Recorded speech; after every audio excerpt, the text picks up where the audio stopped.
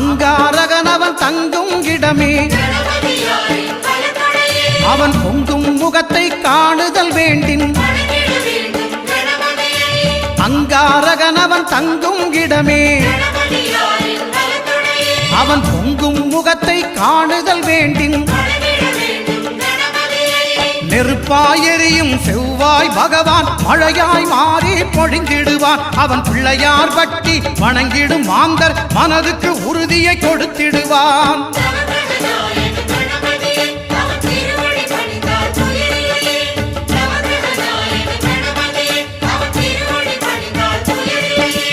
ஒன்பது கோளும் ஒன்றாய் காண அங்கு கற்பகம் என்னும் கடவுளின் மெய்யில்